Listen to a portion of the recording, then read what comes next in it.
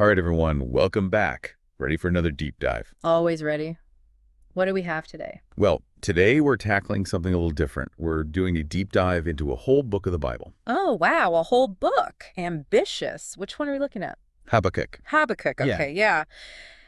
I've always found that one to be particularly fascinating. it's one that I think maybe seems a little intimidating to people, Yeah. a whole book of the Bible, but it's really not that long, and it's full of like these really relatable human struggles and honestly some pretty fascinating dialogue. Yeah, no, I agree. It's a really good one. So, like, just to set the stage a little bit, right? Habakkuk was a prophet.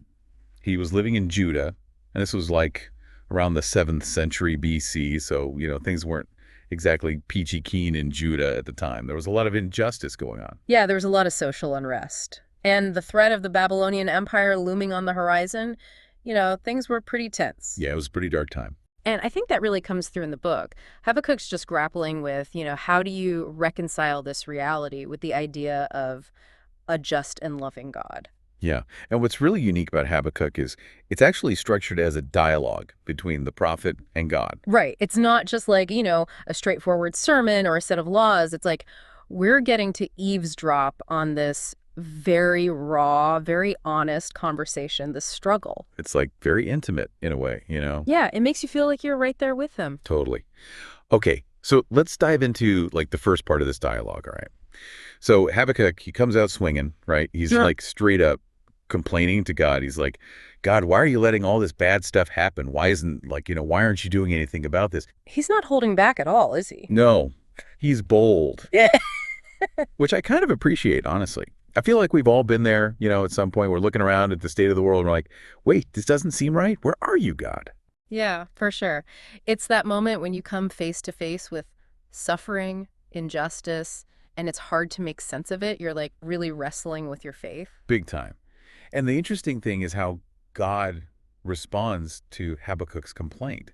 So God tells him that he's going to use Babylon as his instrument of judgment. So basically, he's saying, all right, I hear you and Oh. I'm going to act, but you might not like how.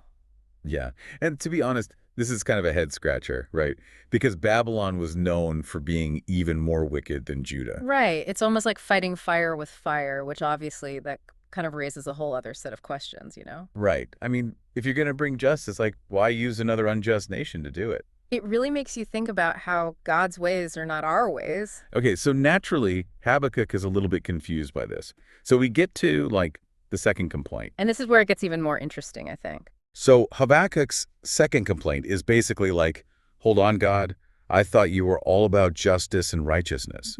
How does using a wicked nation to punish another wicked nation fit into that? It's a very valid question. I think it challenges like our human understanding of how God operates. Totally. Like sometimes it just doesn't compute, does it? No, it really doesn't. But the fact that Habakkuk keeps pushing, it shows the depth of his faith. I think sometimes we can shy away from asking the tough questions, Yeah. but Habakkuk is just like laying it all out there. And I think that's something we can all learn from. God can handle our doubts, our questions, our anger even. Right. Like our faith is strong enough to withstand that wrestling. Exactly. And in response to this second complaint, God basically reiterates that his justice will prevail. But it might not look how we expect it to. And he emphasizes the importance of faith. He says, the righteous shall live by his faith. Okay, so we've had this like intense back and forth. And then we get to the third section of the book, which is Habakkuk's prayer.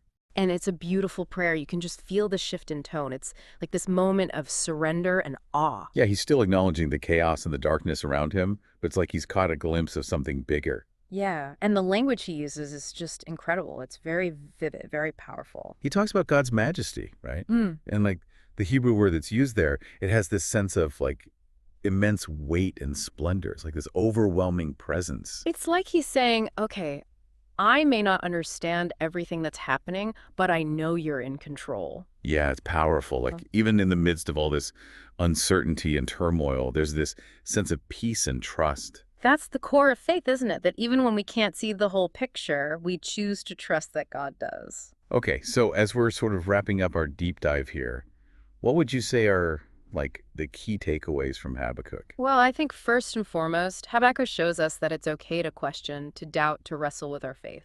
It doesn't make us bad believers. In fact, it can actually deepen our relationship with God. Yeah.